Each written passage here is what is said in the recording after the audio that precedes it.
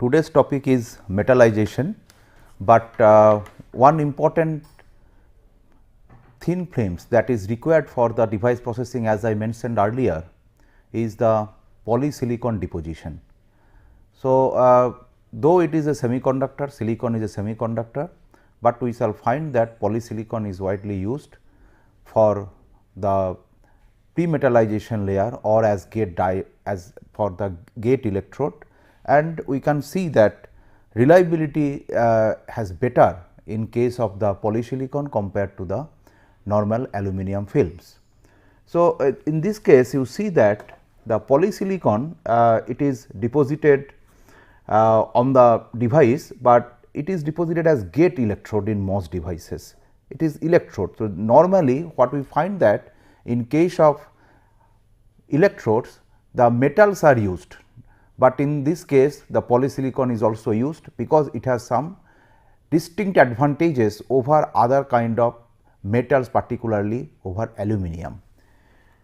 If you see that this view graph where we have seen the maximum time to breakdown versus the scaling of the device, the dimension, we can see that polysilicon electrode is more reliable than the silicon than the aluminum electrode, particularly at the thinner gate oxide. Say at 10 nanometer, 20 nanometer, we can find that the breakdown is very quick for in case of the aluminum electrode, but for polysilicon it is constant. So, it is more reliable, and this polysilicon is also used as diffusion source to create swallow junction,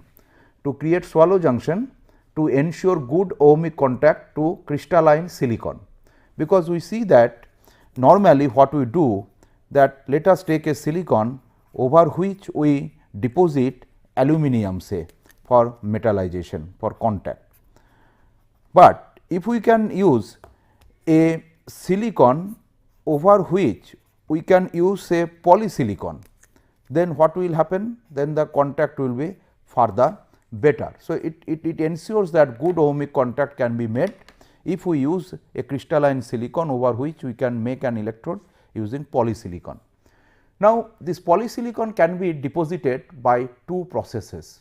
One is the low pressure reactor by pyrolyzing silane at 600 to 650 degree centigrade, and this is common for all the processes. In the first process we can see that 25 to 130 Pascal and 100% silane is used, and 100% silane is used. So, it is basically the pyrolysis of silane. Let us take SiH4, you pyrolyze it at around 600 degree centigrade, you will get polysilicon with the byproduct as hydrogen. So, now this is done in a low pressure reactor, and you can use either 25 to 130 Pascal 100% silane, or you can dilute the silane. In case of dilution, what we do, that generally 20 to 30% silane in nitrogen. So, it is diluted with nitrogen, and the same total pressure of nitrogen and silane must be within this range of 25 to 130. So, we can adopt two of the processes. One is using 100% silane, another is using dilution, where silane is diluted by the nitrogen. The pressure used is 25 to 130 Pascal, and in the second case where we dilute the silane in nitrogen, 20 to 30% silane in nitrogen, total pressure of nitrogen and silane, partial pressure of silane plus nitrogen must be within this range of 25 to 130 Pascal. So, this is the deposition techniques and the chemistry associated with the polysilicon deposition. Now, it depends on the rate or the quality of the polysilicon deposition. It depends on the deposition temperature, dopants and heat cycle. Now, if we use this 600 to 650 degree centigrade, we can see that a columnar structure is formed of polycrystalline silicon the grains will be 0.03 to 0.3 micron. So, if we forward the steps at 600 to 650 degree centigrade, the grain size becomes 0.03 to 0.3 micron. This is the grain size. So, it is the polycrystalline grains that is formed and the columnar structure.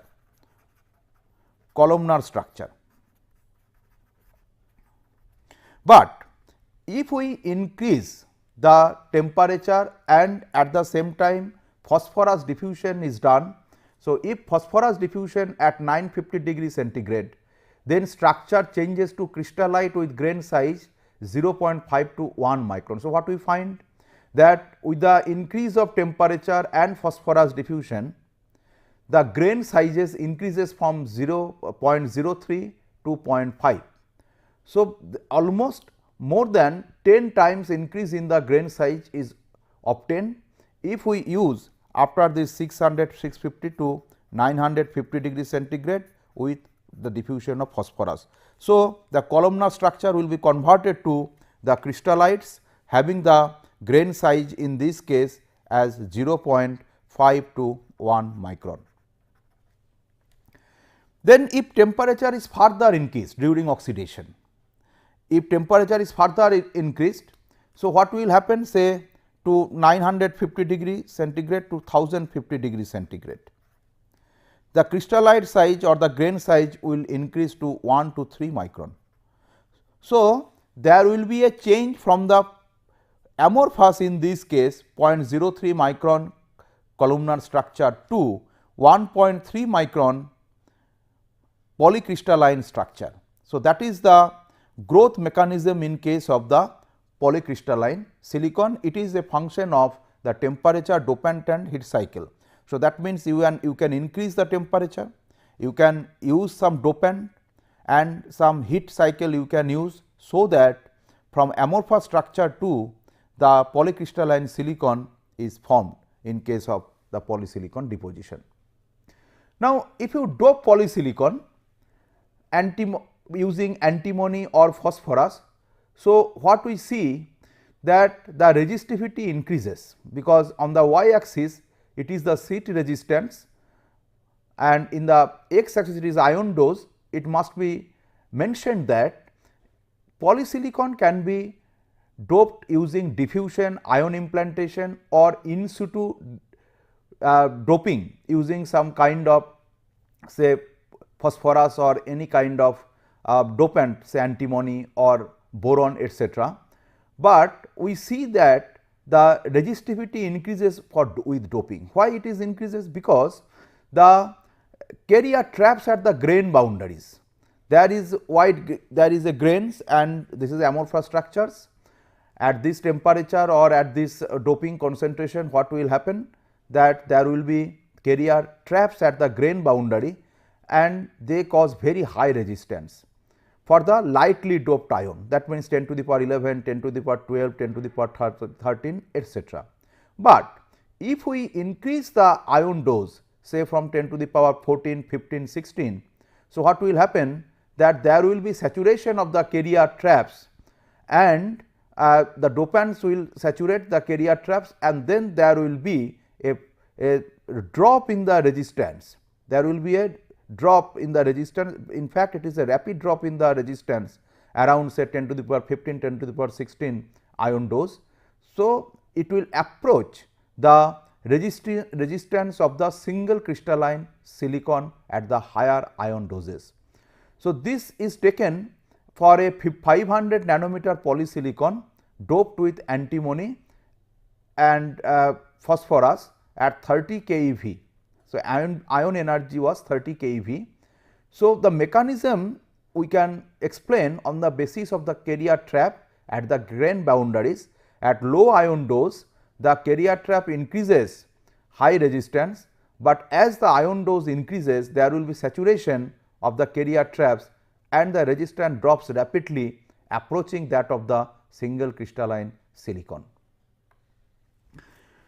Now, after polysilicon deposition, we can consider the metallization of many metals or alloys. Generally, the metallization can be done by the physical vapor deposition or by the chemical vapor deposition. Normally, in IC technology or in semiconductor processing, we will find that aluminum, the compounds of aluminum, titanium nitride, tungsten, copper, those are used rigorously and widely for making a device. And in RC time delay, we have seen that the resistance of the metal contact must be very, very small. So, we shall find in our discussion that apart from aluminum, copper is also used in some cases, though copper has certain drawbacks that we shall discuss later. Now, so far as the physical vapor deposition is concerned, we can use the thermal evaporation, we can use the electron beam evaporation, we can use the sputtering, we can use the plasma spray, and there can be different types of sputtering using which we can make different kinds of metal layers or metal thin films over the semiconductor structure for ohmic contact, for interconnections, etc. Now, in the earlier stages, physical vapor deposition, particularly the deposition using thermal evaporation and e-beam, was widely used for making the device, but in ultra large scale integration, those evaporation techniques were replaced by the sputtering. Now, what is evaporation? Evaporation is a source material which is heated above its melting point in an evacuated chamber. So, source material means the metal which you want to deposit. Suppose if we want to deposit aluminum, then our source material is aluminum, and let us take a evacuated chamber. That chamber must have the source along with the facility of heating the source material. And this evaporation heating, it is basically by the thermal means, or it can be by electron beam. Evaporated atoms travel at high velocity in straight line trajectories, and source is molten by resistance heating, RF heating or focused ion beam. In normal thermal evaporation, resistance heating is used, or in sputtering one can use the RF heating, or sometimes using a magnetic field that we shall discuss, or if the melting point is very high, which is not possible to melt, the materials are not possible to melt by the resistance heating, it is not possible. In that case, the focused electron beam is used to melt the material.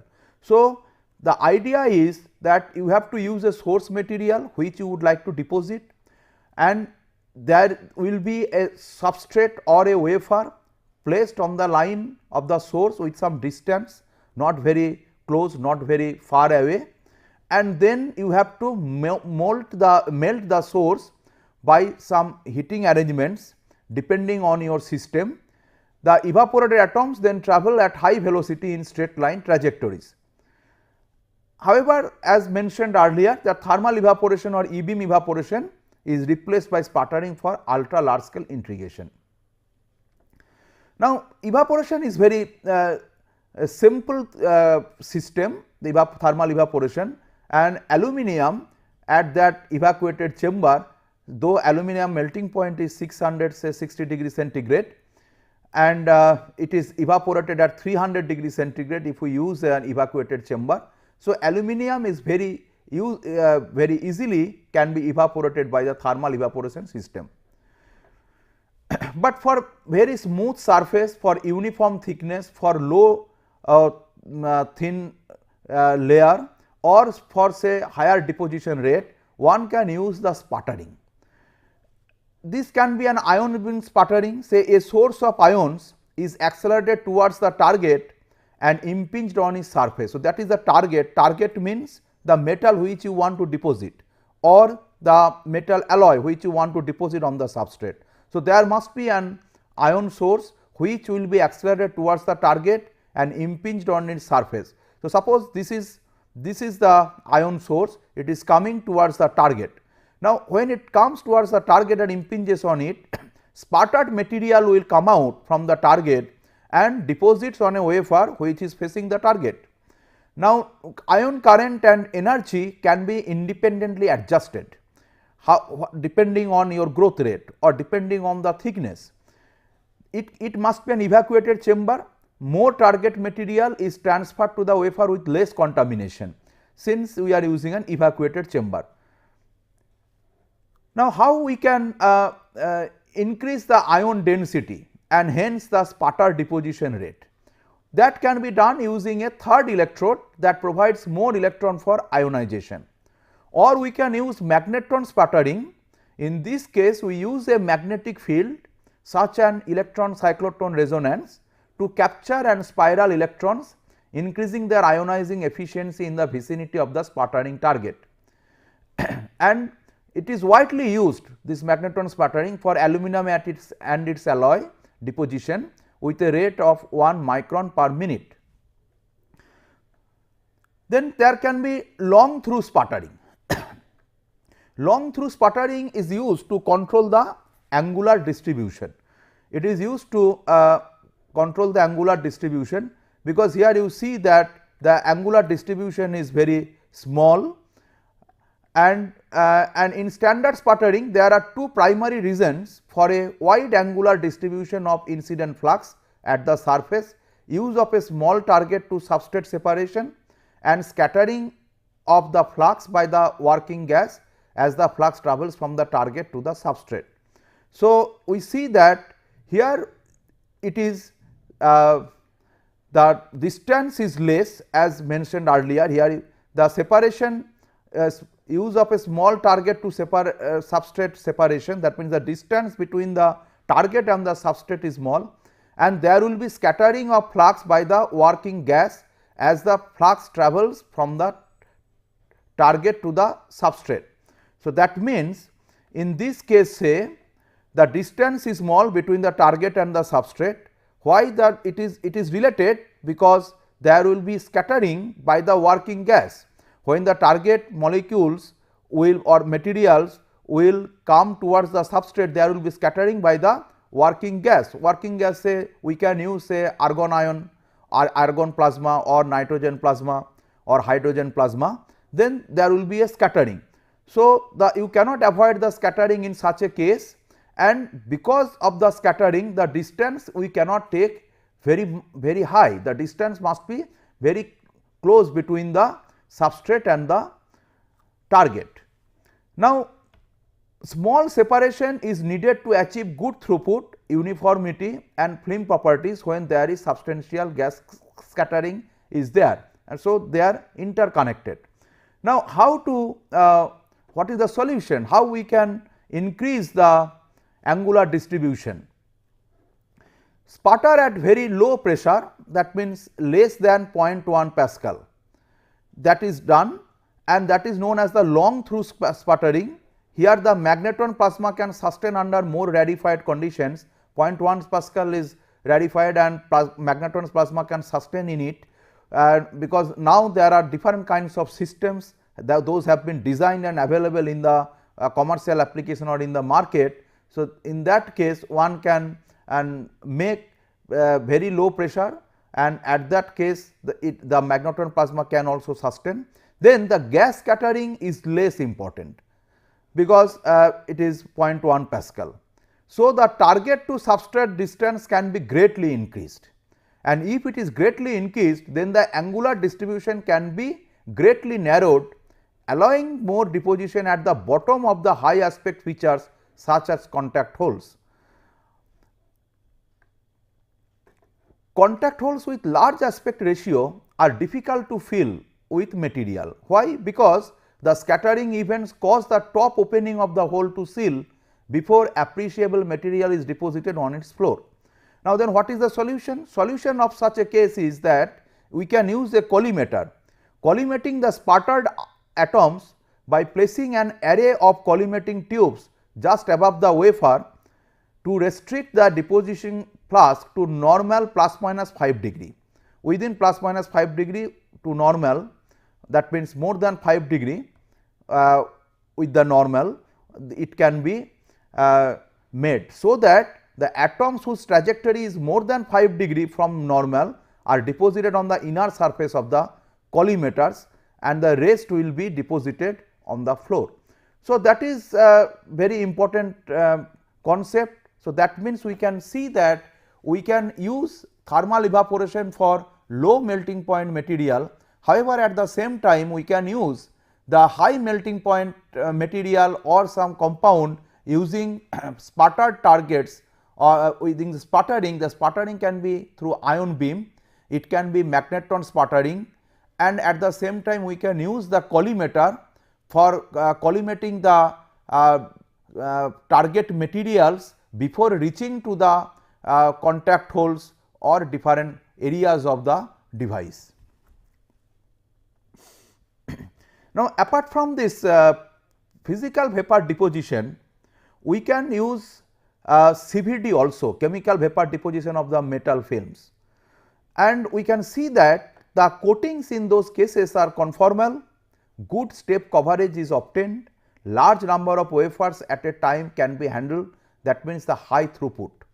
We can coat large number of wafers at a time. This CVD is particularly useful for refractory metal deposition. Refractory metal deposition, say tungsten is a refractory metal.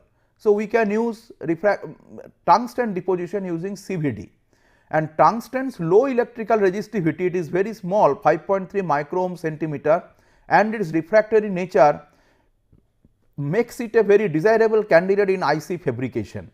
And tungsten is used both as contact plug and as first level metal. Now, this tungsten can be done deposited by the CVD method. There are three different techniques using which one can make the tungsten deposition using CVD. One is known as the hydrogen reduction, second one is known as the silicon reduction, and third one is the silane reduction.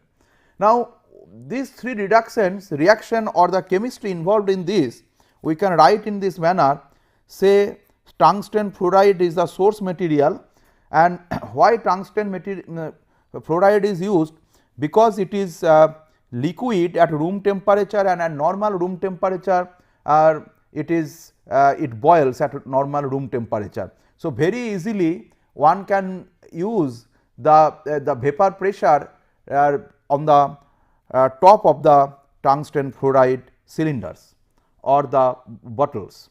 Then WF6 when reacts with hydrogen, that is the hydrogen reduction reaction, one can get tungsten with the hydrogen fluoride. This is very important byproduct in this reaction. That means, so far as the hydrogen reduction reaction is concerned, apart from tungsten we can have hydrogen fluoride as well. Then there can be silicon reduction. In this case, the tungsten fluoride reacts with silicon to obtain tungsten with SiF4. So, no HF is obtained, and for silane reduction, SiH4, that is the silane, we can have tungsten with that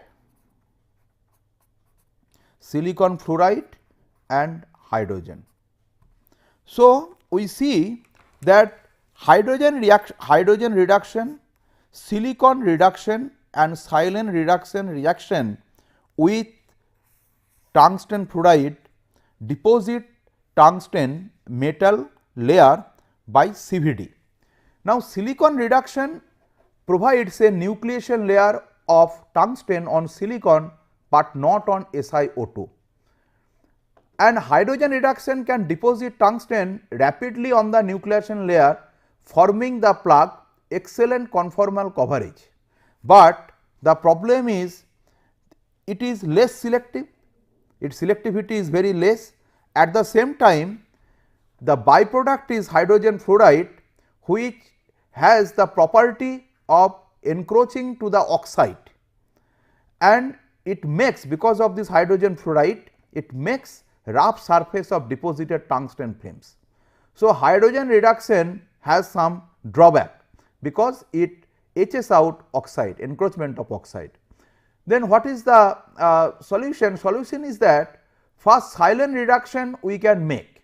Silane reduction, we can see that using silane reduction there is no hydrofluoric penetration or rough surface problem is eliminated, because no HF as the byproduct.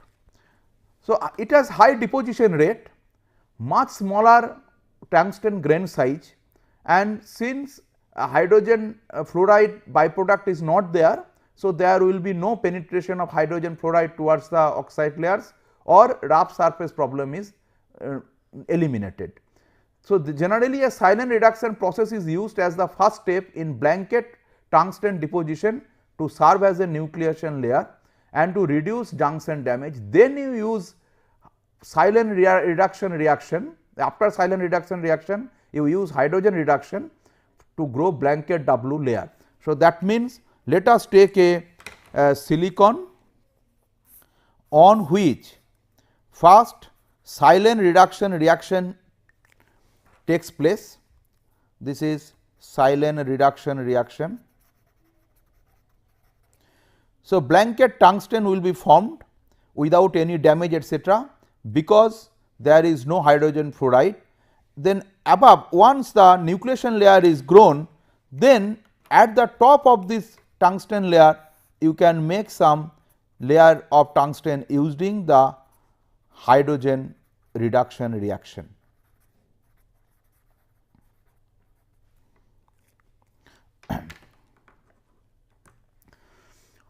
Or apart from the tungsten, titanium nitride is also used, because titanium nitride is widely used as diffusion barrier metal layer in metallization.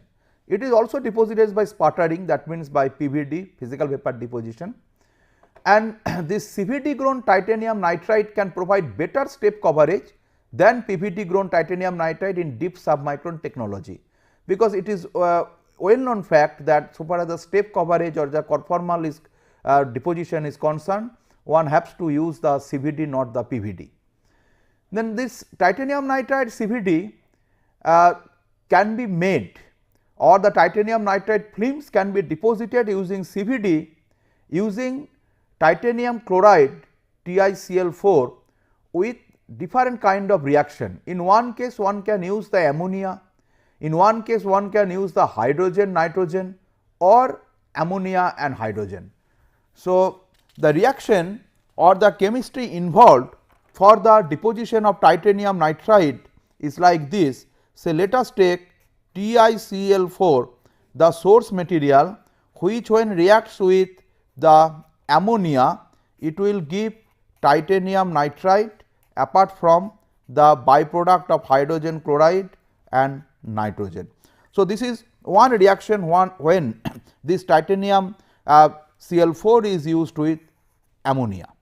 Then there can be another reaction as mentioned earlier, say 2 TiCl4 plus N2 plus 4 H2, and in this case 2 TiN will be deposited with hydrogen chloride, and in this case we have not used NH3, rather we have used a mixture of nitrogen and hydrogen gas. And the third one using 2 TiCl4, and in this case it is made to react with NH3 and hydrogen to obtain TiN plus hydrogen chloride. So, in this case we use the ammonia and hydrogen for the reaction. Then the deposition temperature is 400 to 700 degree centigrade for our NH3 reduction, and is higher than 700 degree centigrade for N2H2 reaction. So, obviously, the higher the deposition temperature, better the titanium nitride film and less chlorine incorporation will be there, because the product is hydrogen chloride and also we are using the TiCl4.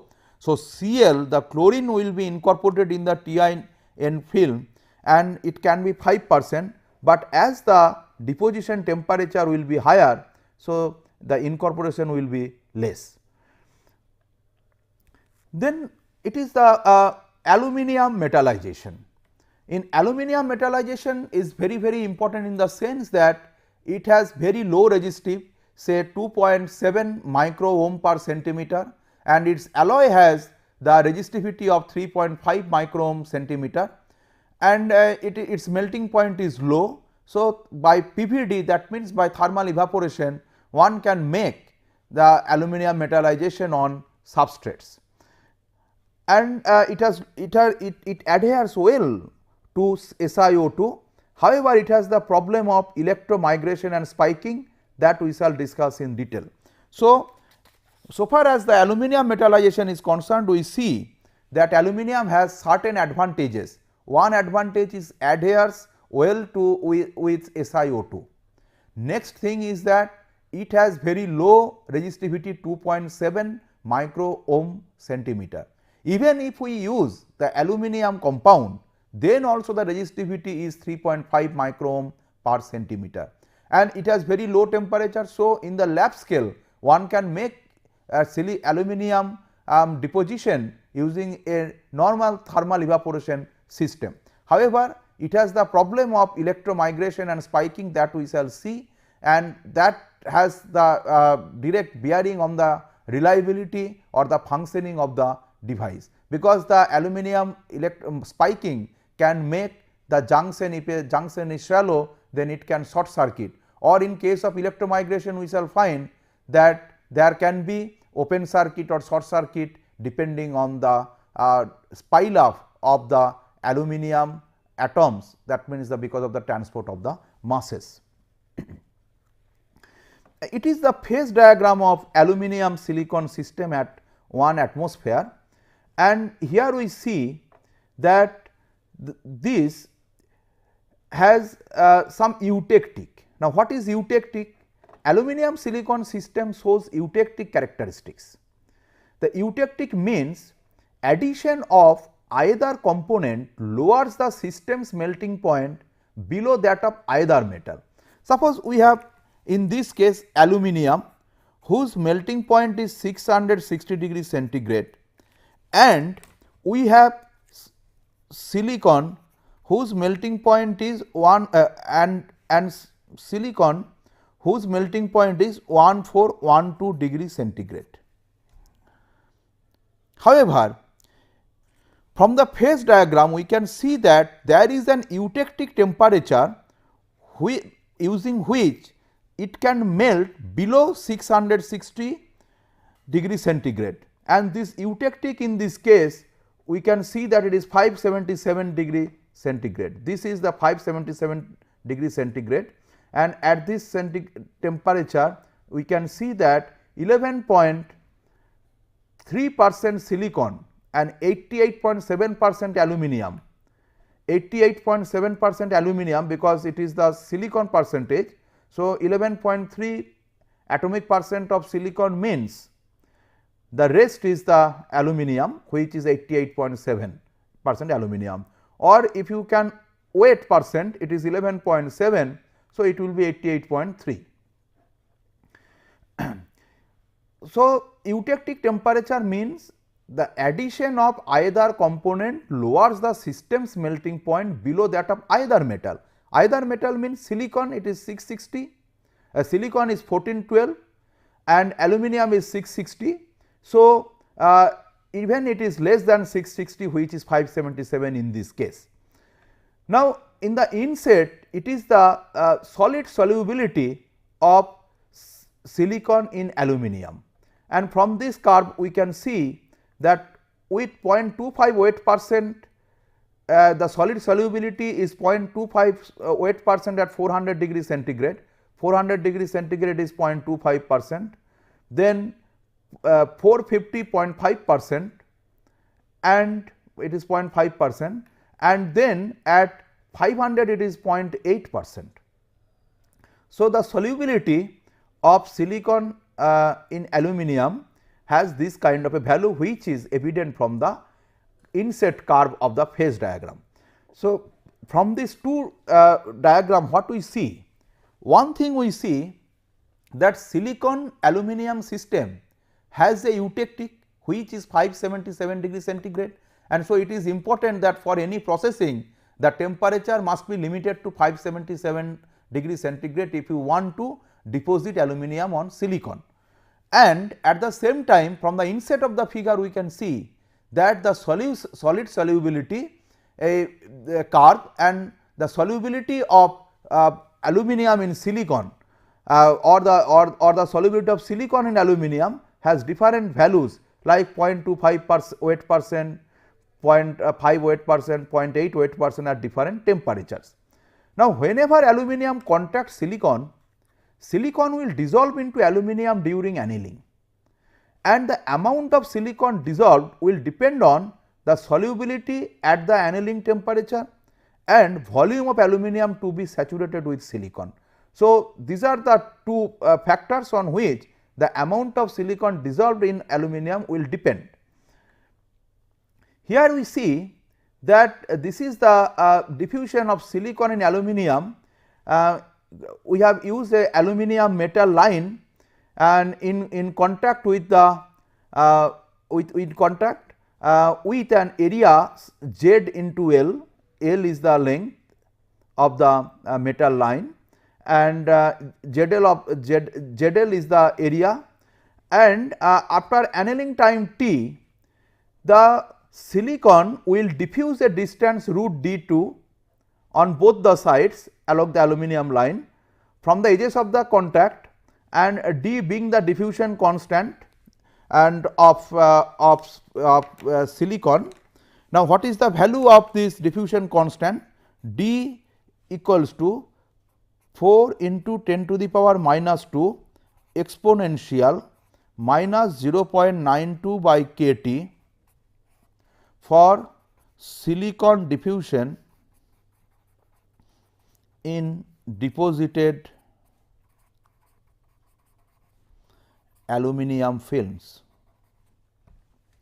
And if we assume that this length of aluminum is completely saturated with silicon, if we assume, then the volume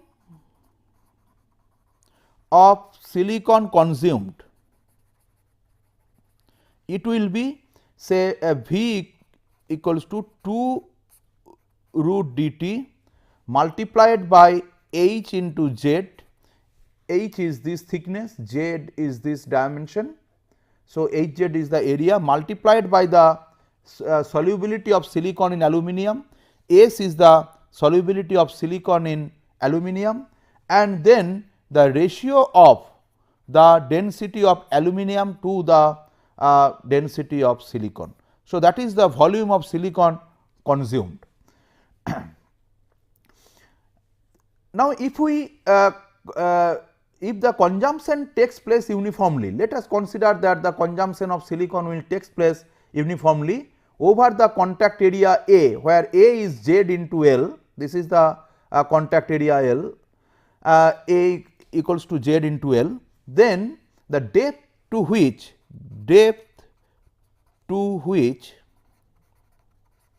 silicon is consumed will be say B equals to, in this case say let us write down that the depth B, it is equals to 2 root dt multiplied by Hz by A into S into rho A L by rho silicon. Why? Because we have considered that in this case the consumption takes place uniformly over the contact area A,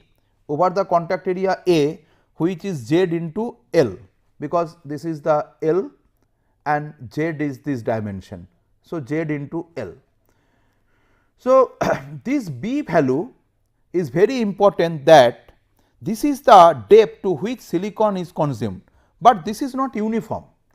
In practical situation, the dissolution of silicon does not take place uniformly, but rather at only a few points.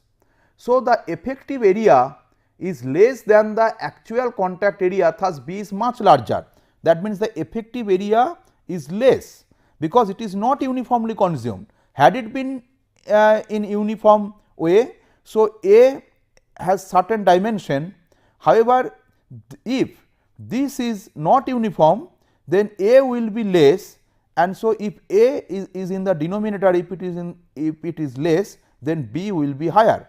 So, that means the B is much larger, this is the B, that means the depth to which the silicon is consumed, and in actual situation in a p-n junction, area of aluminum penetrating silicon at only few points, then that is the spikes. So, we can see that many spikes are formed in the silicon. So, this is SiO2, this is aluminum. So, since the silicon is dissolved in the aluminum, and so there will be spiking of the aluminum because the silicon has consumed. So, that is the spikes. Now, if the depth of the spike is such that it is greater than the swallow junction, if there is a swallow junction and the depth is comparable to that or even larger than that, then there will be obviously the short circuit. Now, one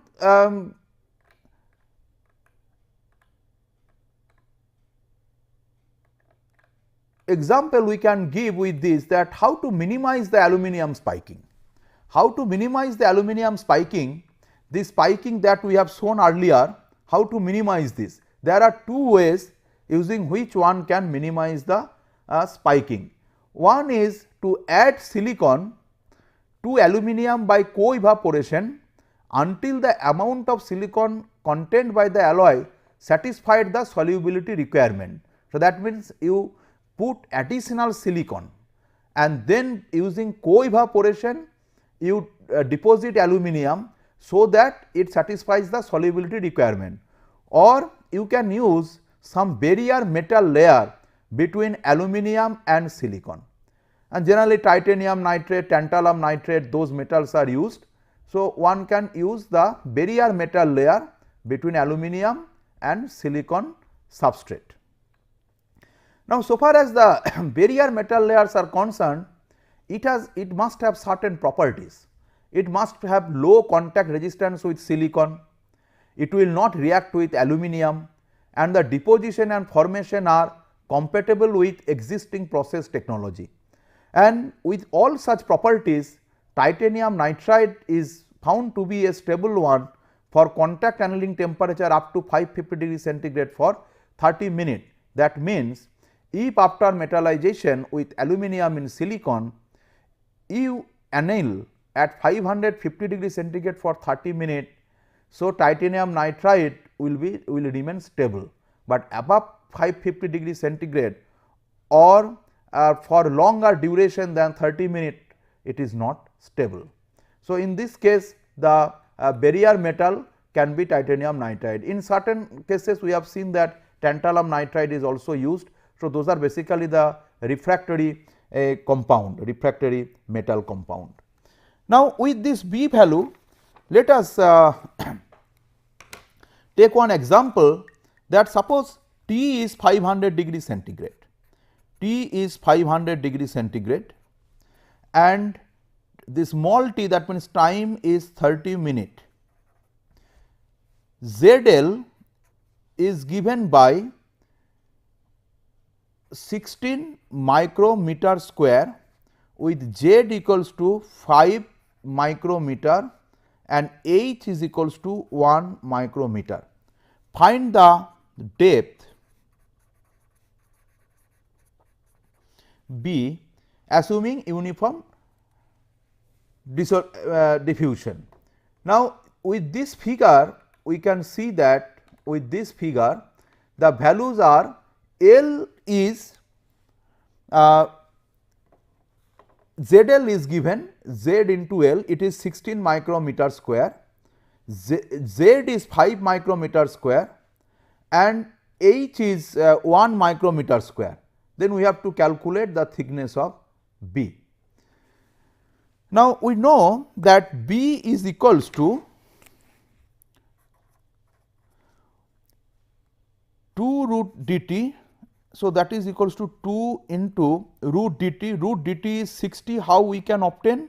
The value of D is equals to 2 into 10 to the power minus 8 centimeter square per second at 500 degree centigrade, because the diffusion, it is the diffusion of silicon in aluminum, it is a diffusion of silicon in aluminum and it is a temperature activated process. So, at 500 degree centigrade is 2 into 10 to the power minus 8 and small t is given as 30 minute. So, if we convert and then multiply, it will come to 60 micron, that will be come to 60 micron. Then there will be H into Z,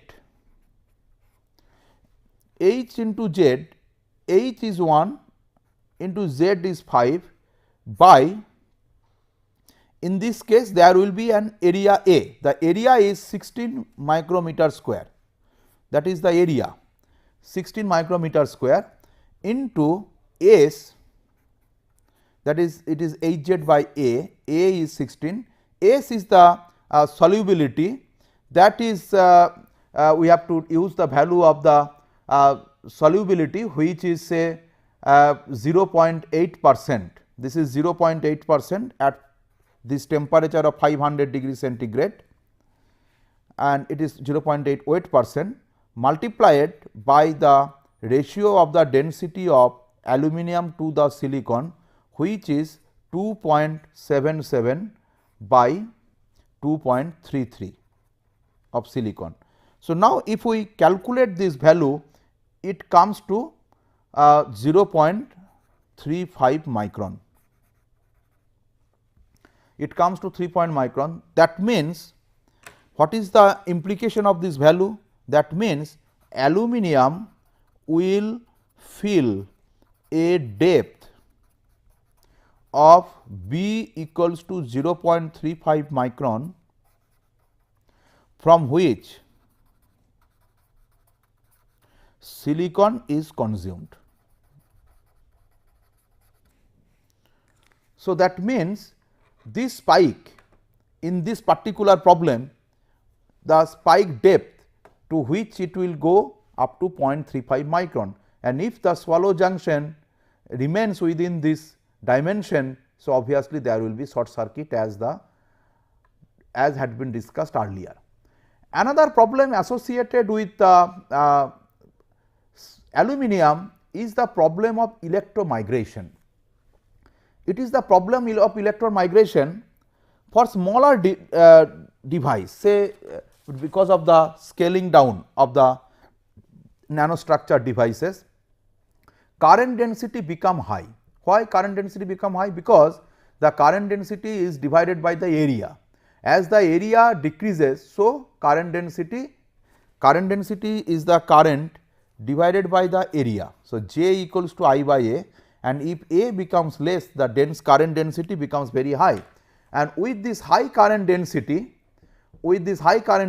can cause device failure due to electromigration. Now, what is electromigration? Electromigration is the transport of mass or atoms in metals under the influence of current. So, if high current density is there, so there is a possibility that the atoms will, there will be a transport of the atoms, or there will be a mass transport. It occurs by transfer of momentum from the electrons to the positive metal ions. So, the electrons are gaining the momentum and they transfer the momentum from the high field to the positive metal ions. When a high current passes through the thin metal conductors in integrated circuits, metal ions in some regions will pile up and voids will form in other region. So, that means, the uniform metal conductor will not remain as uniform. In some of the from some of the places, the metal ions will be removed due to the high current, and so the void will be formed in such places, and where the metal ions will be accumulated, then there will be a pile up. The pile up can short circuit adjacent conductors, whereas the voids can result in an open circuit. So, with this concept, the problem of electromigration is very important, and it is found in case of aluminum. Now, mean time of failure, which is known as the MTF, that mean time of failure is related to the activation energy as well as the current density. So, obviously, if the current density is very less, then mean time failure will be very high, but if current density is very high, then mean time failure will be very small. So, that means within a few seconds or within a few minutes there will be a failure. Now, the activation energy, which has been experimentally determined as 0.5 electron volt and for deposited aluminum, and from this value one can consider that the low temperature grain boundary diffusion is the primary reason for material transport.